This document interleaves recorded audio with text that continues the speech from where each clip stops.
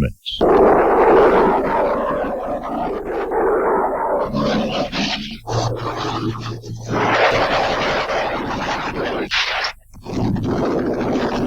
fifth of the world's countries are at war.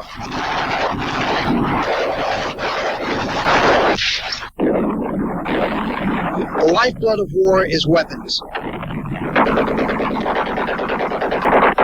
This report is about who makes, sells, and trades those weapons. I'm Joe Trento, and for the next hour, we're going to take you inside the arms business. We'll show you who makes, sells, and uses the weapons of war. You'll meet the world's largest arms dealer, and we'll take you to the Persian Gulf War, and we'll show you how the arms business can be a wilderness of conmen, spies, and violence. We call our report Merchants of War.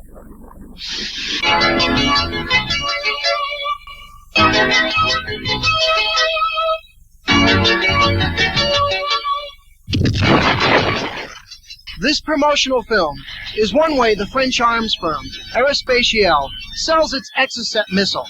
And at $1 million each, they have made plenty of sale. The Exocet has sunk thousands of tons of shipping in the Falklands War and now in the Persian Gulf. And this is Aerospatiale's display at the Navy League Arms Show in Washington, D.C. Aerospatiale is one of a handful of foreign contractors selling at the largely American Arms Convention. It is a show for government and military officials of the United States, but the foreign buyers shop here too. And the prime purpose is to sell and sell more. Sellers use all kinds of methods to get their message across. The Sikorsky division of United Technologies uses a pitchman to push its line of helicopters.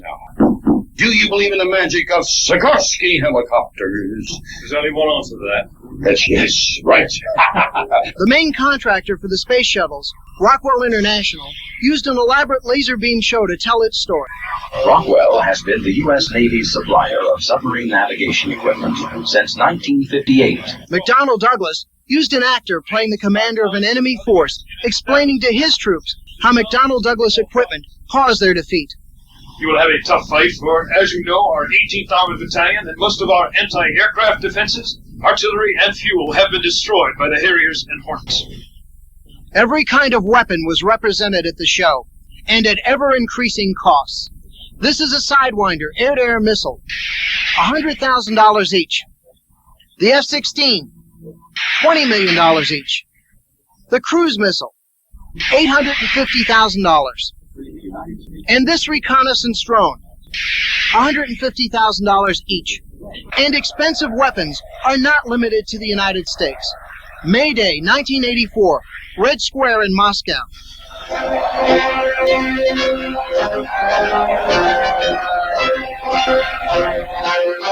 Every day, hundreds of additional weapons go into the Soviet arsenal. The Soviet war machine is outproducing the United States in conventional weapons 5-1. And the Soviets are pouring weapons into hotspots around the world, from Iraq to Central America. The Soviet Union refused repeated requests to provide a spokesman to talk about their arms sales. And the American buildup moves ahead. It includes the new multi-billion-dollar Trident submarines and their missiles.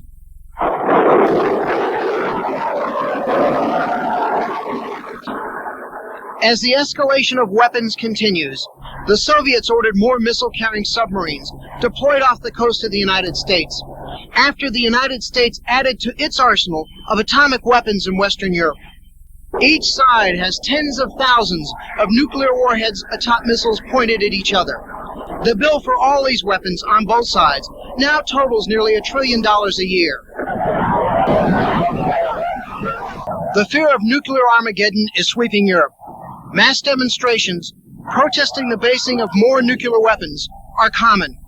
Cambridge University professor and European peace movement leader Gwen Prinz.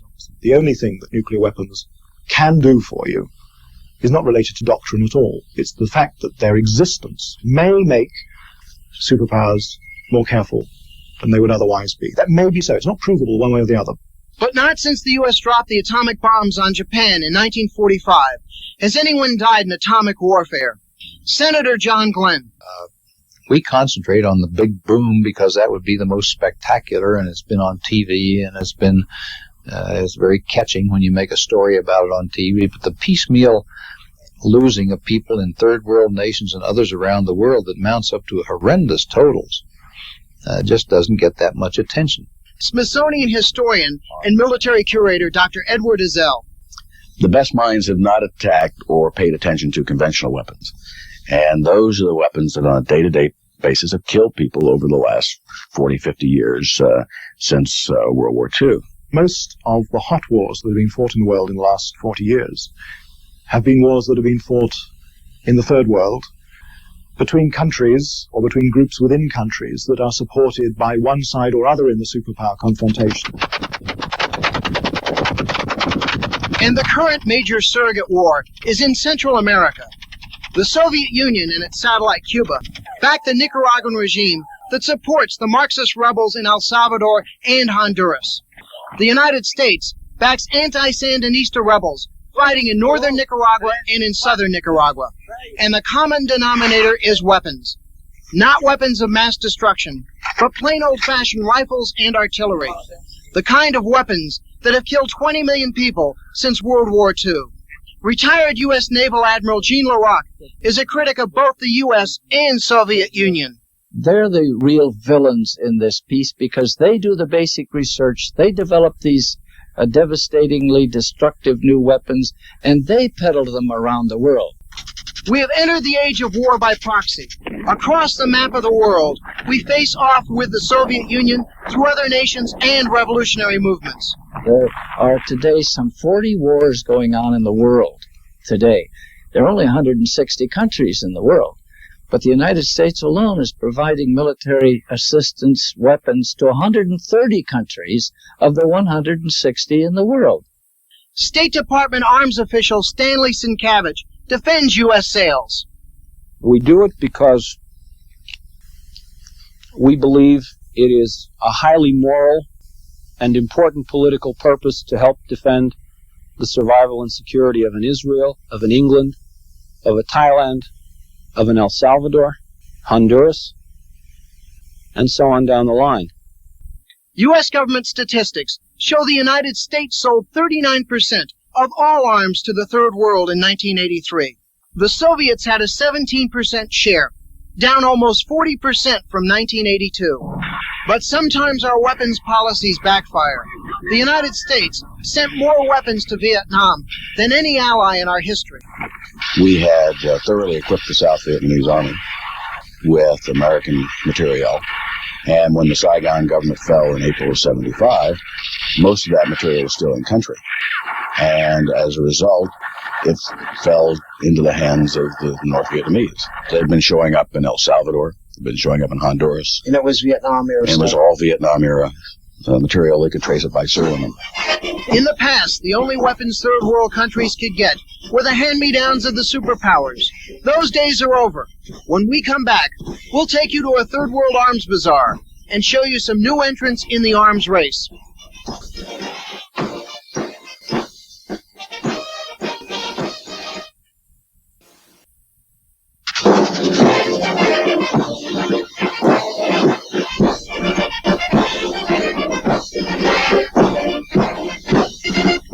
This is Santiago, Chile, and this is not a celebration of another political victory by Augusto Pinochet's government.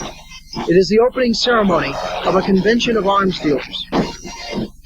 Val Frechette is an American arms dealer who sells a wide range of unusual weapons. His customers include his host, General Pinochet. He's also supplied weapons to intelligence agencies around the world. Arms dealers have been around, and arms have been around since the very beginning. Cain killed Abel with the jawbone of an ass. Well, Cain had to buy that jawbone somewhere or pick it up, and it's been like that since the beginning of time. And we're using high technology in this system in order to make it less dependent on the operator, so it's automatic.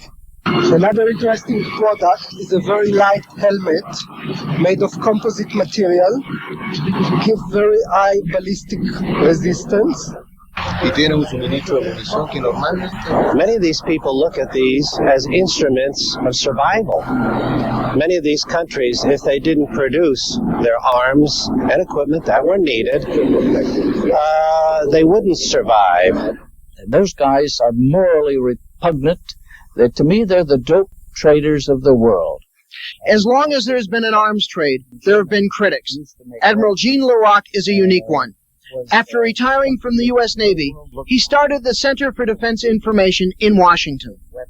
But now somehow we've wrapped up patriotism and militarism all in the same phrase. It's patriotic to be militaristic. It is also profitable, potentially so profitable, that even third world countries have taken their limited resources and devoted them to building an arms business. According to Smithsonian historian and military curator Dr. Edward Ezell, there are more reasons than profit. The coming of age of a nation is when it not gets its automobile industry, but when it gets its weapons industry, and when it starts manufacturing its own small caliber weapons or its own aircraft. I think you can see that, for example, in the states that have come into the arms manufacturing business in the last decade. South Africa, Singapore. Tough men and a challenging task that demands effective weapons. This is a sales promotion tape produced by the Singapore state-owned arms factory, Chartered Industries, touting a new light machine gun.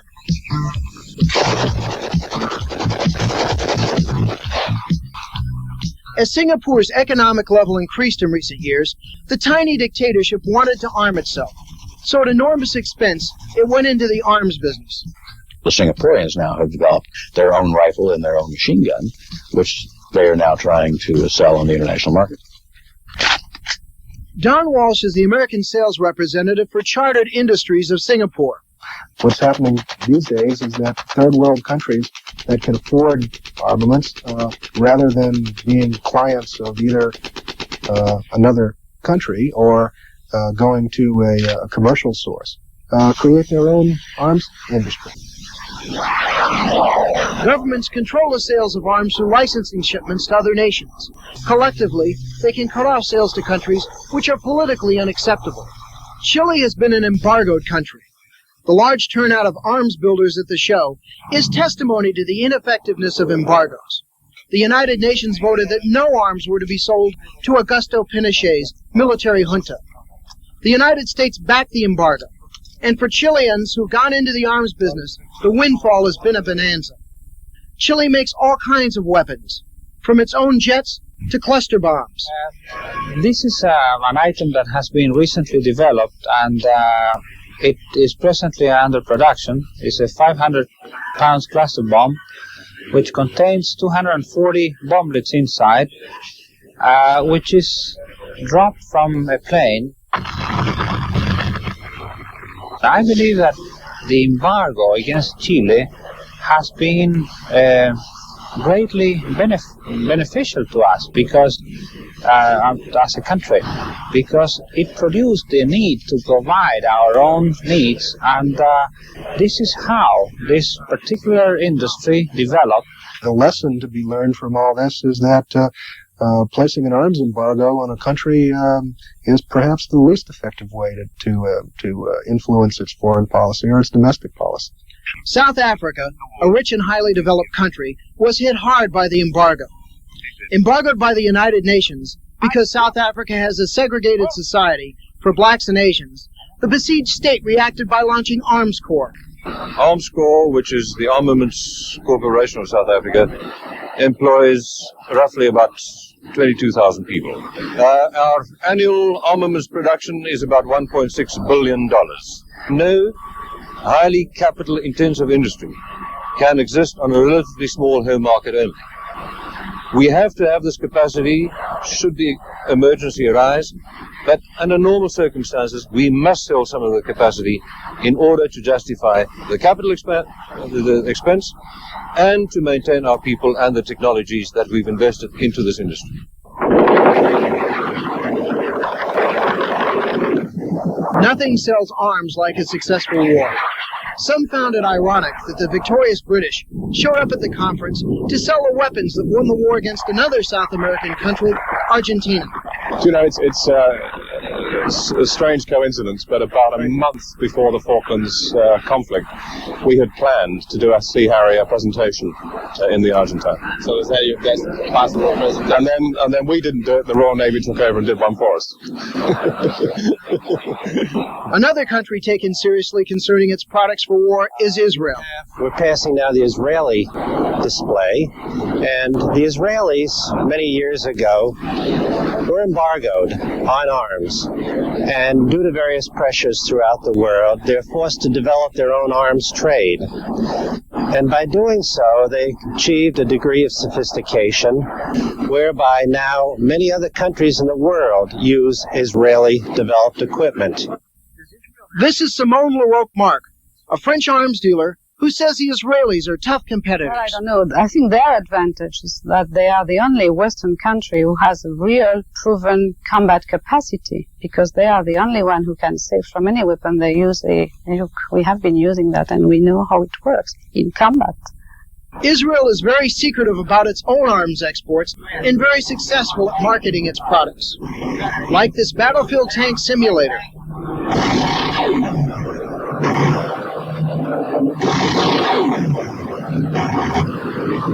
Now I managed to destroy the 2 tanks. Okay, you were asking about the ethical problem. Well, first, my simulator does not kill. Second, it's really the problem of those who buy it. I mean, they make the decision whether to buy it or not. And third, maybe if people will put their anger and their violence in this kind of simulator, maybe they'll give up real shooting and real killing. But at least for now, people are buying real weapons. Next, we'll take you to the world of Sam Cummings, the world's biggest private arms dealer.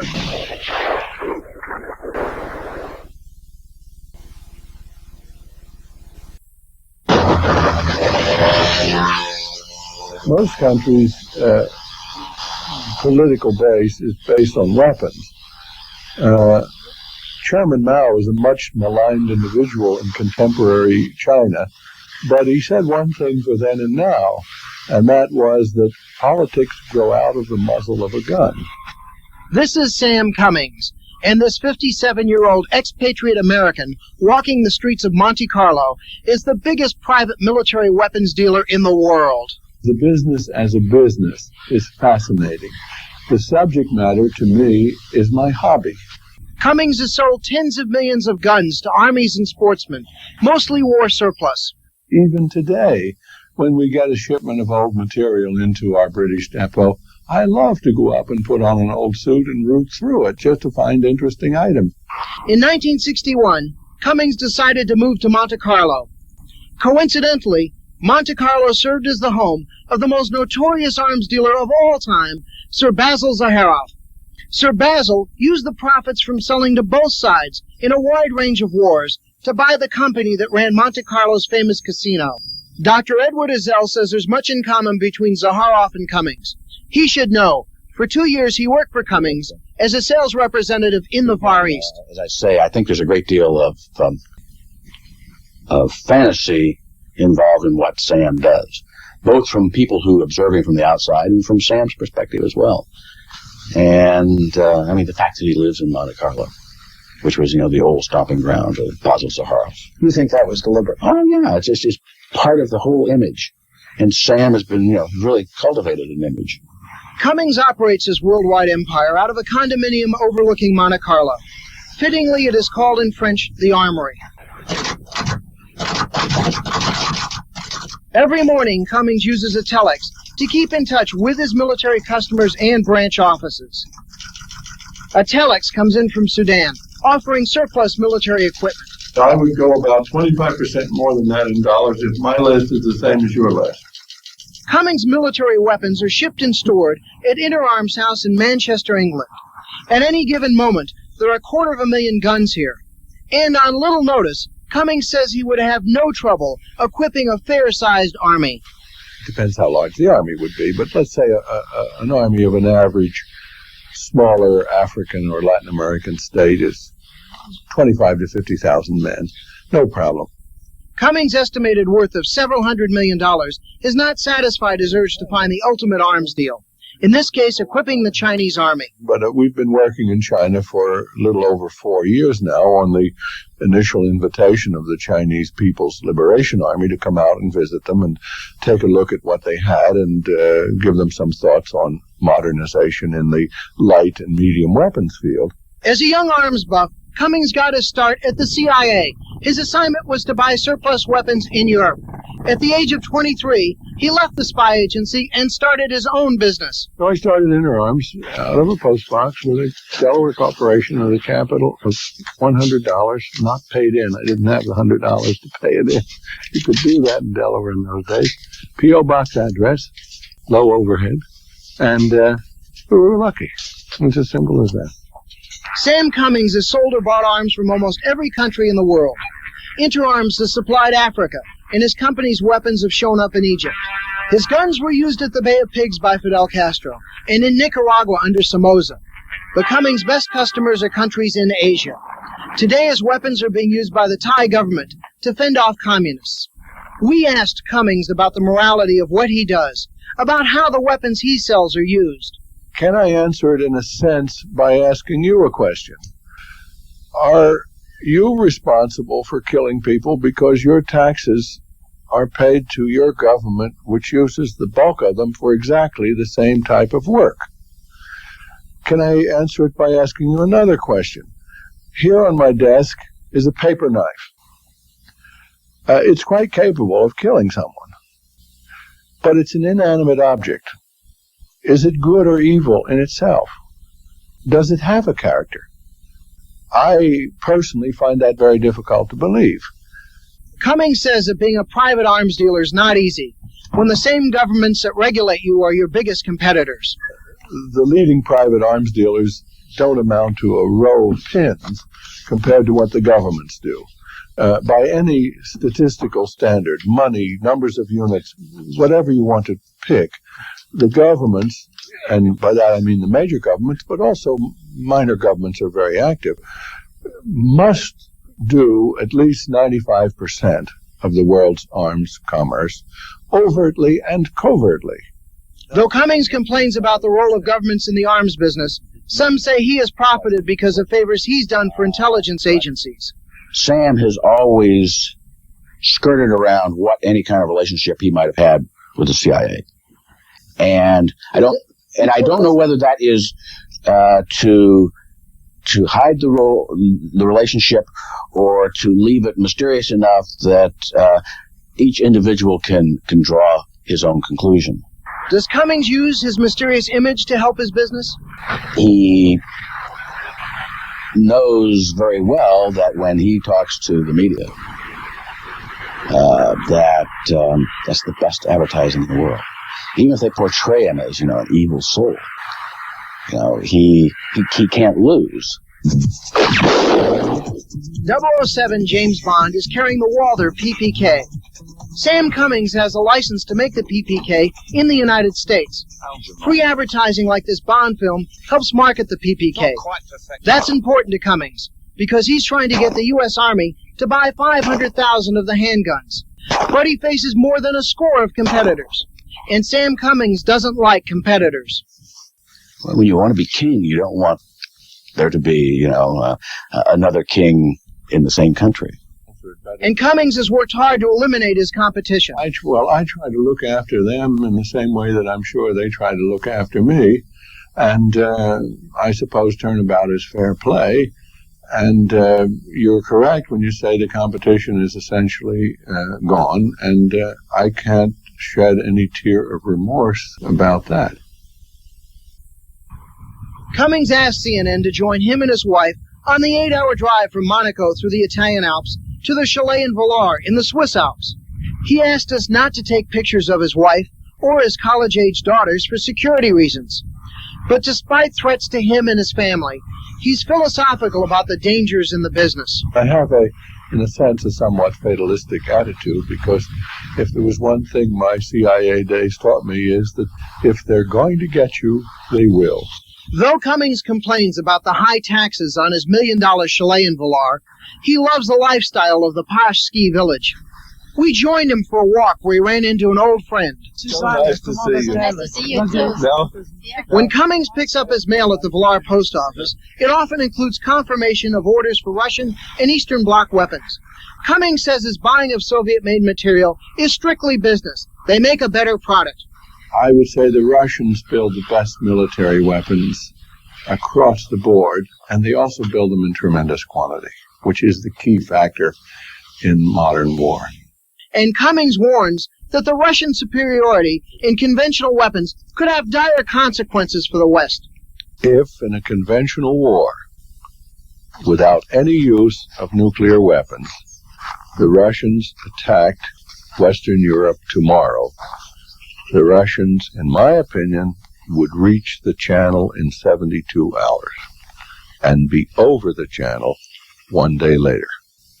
I don't see how the Russians could be stopped without using nuclear weapons. Cummings believes that if all the Western countries had the attitude of the Swiss toward conventional weapons, the threat from the Soviet Union could be met.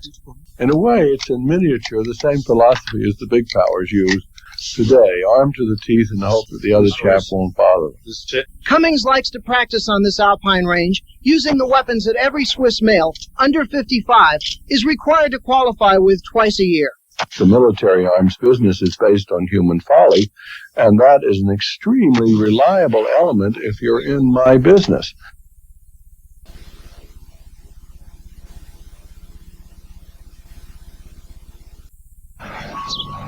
This is Interarms USA in Alexandria, Virginia.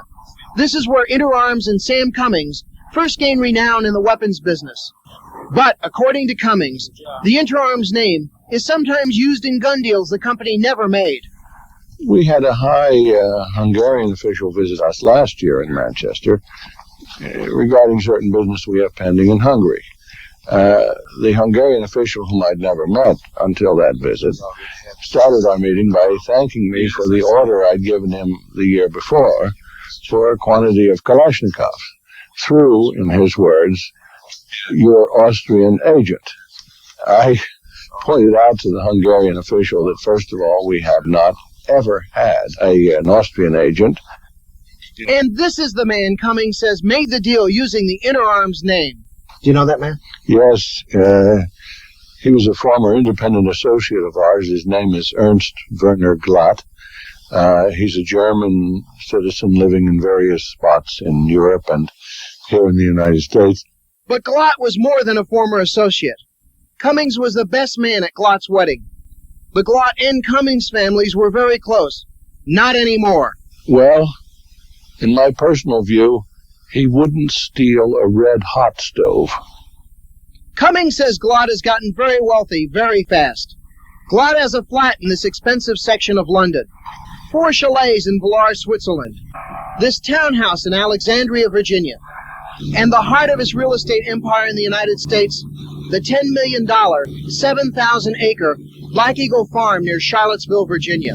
Glatt, who agreed only to an off-camera interview, admits being wealthy, but claims he made his millions in the oil and meat business. He says that Cummings is out to ruin him, because Cummings doesn't like seeing former employees succeeding as competitors.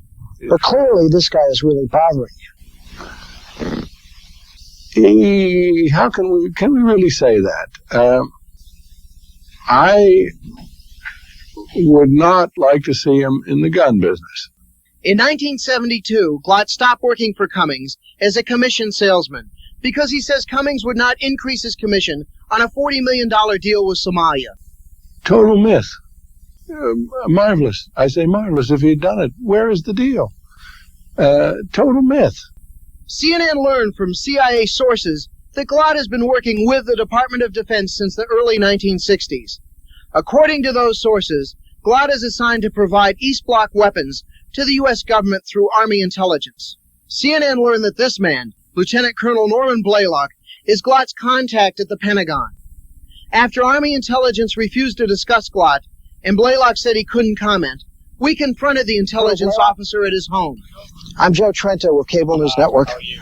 Good. We called, we followed your suggestion and called the PIO and had no luck. Told you to refer your questions to him. Please do that. No, he did not tell me that. Please do He that. said he couldn't comment. Please do that. Do you know Mr. Glott? Would you like to have Colonel? I'd love it, but There you got it. do you know Mr. Glott? Sir, are you Mr. Glott's control officer? I do believe that if he's working in the gun business with the government for the supply of East Bloc material, that's the only place that he could work. I do believe that, in my personal view, the government is playing the role of a fool. But if Cummings has stories to tell about his former employees, a former employee has some things to say about Cummings. As we said earlier, Dr. Edward Ezell worked for Cummings at one time. When we first interviewed him at his office in the Smithsonian Institution in Washington, he freely commented about Cummings, although he never mentioned he had worked for him. When we again talked with Ezell, Cummings suggested that we ask him about his interarm supervisor in Singapore, Brian Borthwick. I'm surprised that Sam would bring that up. Brian was accused in the fall of 1973 of having been involved in a plot to assassinate Marcos. Of the Philippines. Of the President Marcos of the Philippines. And Brian, I think, was involved in the plot. Did Sam know about his involvement in the plot? My opinion is yes. And you'll have to ask Sam for the details on that. Cummings said that he had no prior knowledge of the plot, but both he and Ezell agree the method of assassination was bizarre.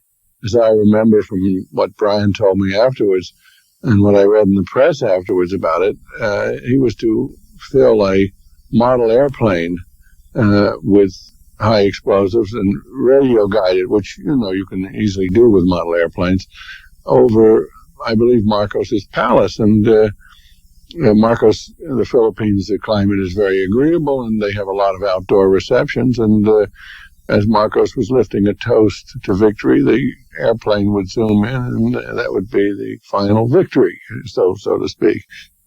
When we return, we'll take you to the Persian Gulf War with a mysterious arms dealer who supplies Iraq.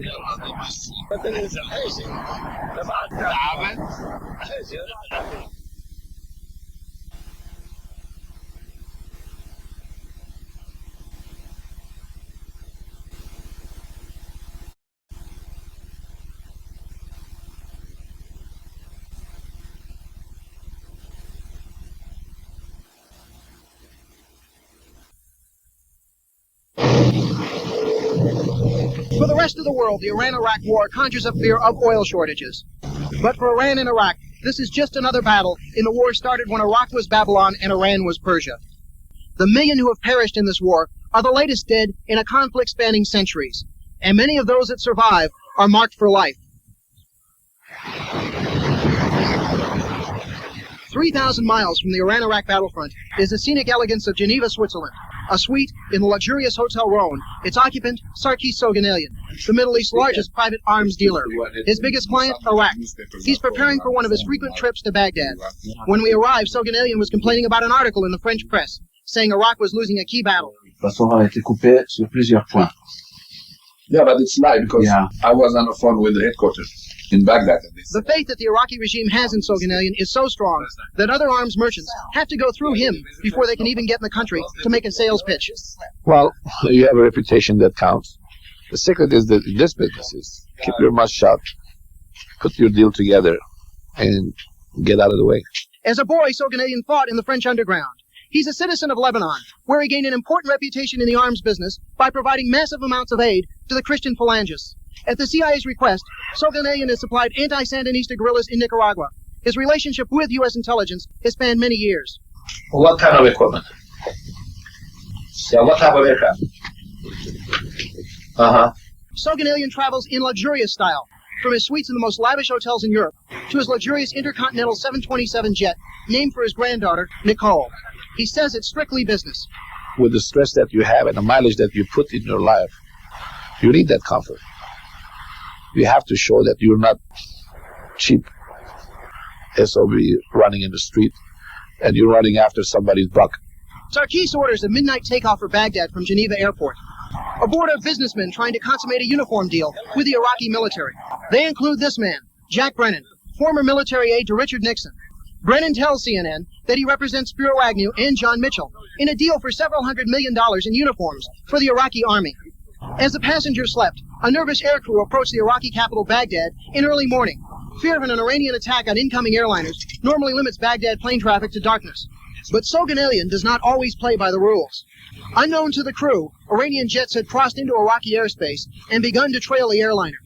Baghdad Tower ordered the 727 to expedite its landing. Kind of makes you wonder what's going on, you know? After a safe landing, Iraqi officials claimed that 2 Iranian jets pursuing the airliner had been intercepted and shot down. To a first-time visitor, the bustling streets of Baghdad give little hint of a country at war.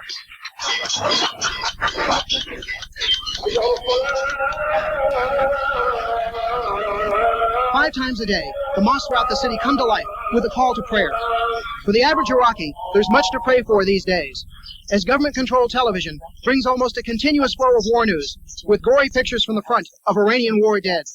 Our forces hit the enemy units in east of Basra, killing and wounding great numbers of enemy troops and destroying some weapons and equipment. Soganalians brought to Taji, a secret military base north of Baghdad. Here the Iraqi military asked Sarkis to inspect captured and damaged Iranian weapons. Sarkis showed us the wreckage of a U.S.-built Iranian fighter plane. Well, this is an F-14 shut down during the early part of the war. How much money are we seeing in these 2 junk barrels? 10 million apiece. Each case makes one aircraft $20 million. But basically, the $20 million has been reduced to a hunk of junk. That's right. That's where your taxpayers' money is. The Iraqis asked Soganalian to look at these captured Iranian tanks, many of them American, for possible salvage value. This tank is brand new tank. It looks like it. I'll tell you why. Because you see, when you have a casting on a rubber, you have certain, the mold cracks that. So it's still there. It's still there. This tank, I don't think this tank has more than 400 or 500 miles. It looks like it was just captured. It was captured. The driver of this tank just left it and walked away. So if you could refurbish this tank, what would it sell for? Is there a market for it at all? I would say $2 million, $2.5 million. If you don't have good army, good armored force, therefore you don't have good politics. Okay, what vehicle are we looking at here? What is this? This is similar to the previous one that we have seen. It's very valuable equipment this year. And it's classified. It's not supposed to be exported without license, State Department license, or anything of that sort. But unfortunately, it's here. Would you trust your life in one of these tanks if you had to fight? No, I wouldn't. Because you have to realize one thing. The tank is always a big target in the field. Everybody goes on the tank. Some soldiers do think that the tank is armored and they have a better defense than any other vehicle. For instance, myself, if I would travel, I would be safer in a Jeep than I would be in a tank, because nobody will pay any attention to a Jeep. This is where the war is, Hurna, Iraq, home of the legendary Garden of Eden. Hurna is a dusty town where the Tigris and Euphrates rivers converge into the Shat al-Arab waterway. That waterway has been the key issue between Iraq and Iran going back to ancient times. 10 miles east of here, tens of thousands of Iranians and Iraqis have fought to the death as Iran failed in attempts to capture Hurna and cut Baghdad off from Iraq's seaport, Basra. Partial testimony to the effectiveness of Soganalian's weapons are the dead Iranians on the battlefield and the thousands of prisoners of war in camps throughout Iraq. Soganalian says while Iran has twice the population to fight the war, Iraq is winning with better training and equipment. Are you happy with the army you've helped put together here? Oh, yeah. Very much so. There's no comparison. But you see, again, you're fighting different type of war here. It's unexperienced enemy against iron fist. We are aboard a reconnaissance helicopter that can target artillery and is used for intelligence missions. It is typical of the equipment Sarkis says he supplies to the Iraqis at little profit. I don't take money into consideration at all. In some other areas, I do. But over here, the quantity is big, and the people are our friends.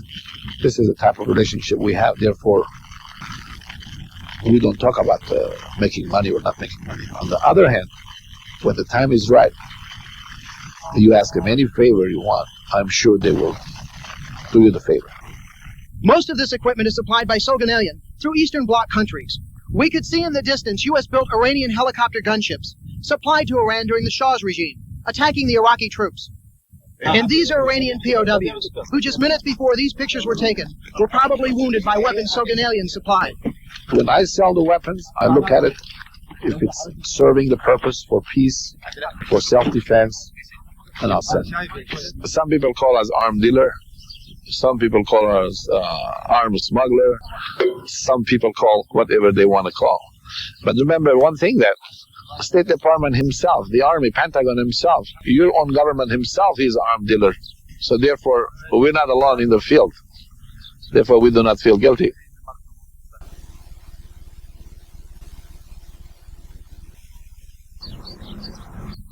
Sarkis Soganalian says that while he and the Soviet Union are Iraq's main sources of weapons, Iraq's enemy Iran is getting military support from an unexpected source, Israel. Somehow, the Iranian Air Force, despite the U.S. embargo, has been kept flying. They don't have many planes left, but they are getting the parts so they can fly. Yeah. Who is supplying these parts? Well, it's very clear, and only people that do have that technology that will have those birds flying in the air is Israel. The U.S. has banned all arms sales to the Khomeini government and asked its allies to do the same. But CNN has learned that the United States looks the other way when it comes to Israel supplying Iran. Soganalian says that you can't lay all the blame on Israel. But again, you turn around, you find out they have full support of the USA. But arms dealer Sam Cummings says Israel has its own justification for secretly supplying arms to Iran. Well, the enemy of my enemy is my friend. And the Israelis are probably the world's most pragmatic people. They're very cohesive, very capable, and if they see a war going on between Iran and Iraq, Iran is no friend of Israel, but Iraq is even less of a friend of Israel. The Israeli government rejected repeated requests to provide a spokesman for this broadcast. Instead, the Israeli embassy in Washington issued this statement. The State of Israel does not provide details regarding or refer in any manner to its weapons sales. While the Israelis and Sarkis Soganalian are reaping profits from the Persian Gulf War, at least one arms supplier found a less pleasant fate. British arms merchant John Longstaff, a supplier to Iraq, married, father of two, ended up dead. We commend our brother, John, to your perfect mercy and wisdom. In March, the 36-year-old Longstaff boarded a British Airways flight from Frankfurt to London. Mr. Sarah Raphael, please contact airport information around call. Mr. Sarah. He was returning from an arms show. British authorities were expecting to question Longstaff about thefts at government weapons depots throughout England. Police found Longstaff's body with his throat slashed in a locked restroom. A double-edged razor blade rested on the dead man's clothing. Police say that Longstaff committed suicide, but his 30-year-old widow, Linda, doesn't believe it. Obviously, I believe that John was murdered, so he must have been involved with some government and a deal very, very deeply. Linda Longstaff says the British government is hiding what her husband was involved in. I know John was approached by them in 1978, but whether or not he was still working for them, I do not know. Well, I always had a fear, because of the state of the world, that we were in a dangerous business. But, I don't know, you just marry somebody and accept what they do. I realise now that the rules of the game are like the old saying, if you live by the sword, you die by the sword. CNN has learned from government sources in Iraq that Longstaff had acted as a middleman in the sale of chemicals to the Iraqi government. These sources say the chemicals were used in a variety of weapon systems. What Iraqi officials will not say is if Longstaff provided the materials used in chemical weapons against Iran. During this program, we've seen how the weapons of war are used. We saw arms merchant Sarkis Soganalian at the Iraq-Iran war, watching the carnage his weapons wrought. We have seen how the superpowers dominate the trillion-dollar-a-year arms market. And we've seen how the third world has entered the arms race. But the business keeps coming in. And arms dealer Sam Cummings says that is the nature of man. I'm convinced that in the broadest sense, the military arms business is based on human folly, and that is an extremely reliable element if you're in my business. Joe Trento, CNN, on special assignment.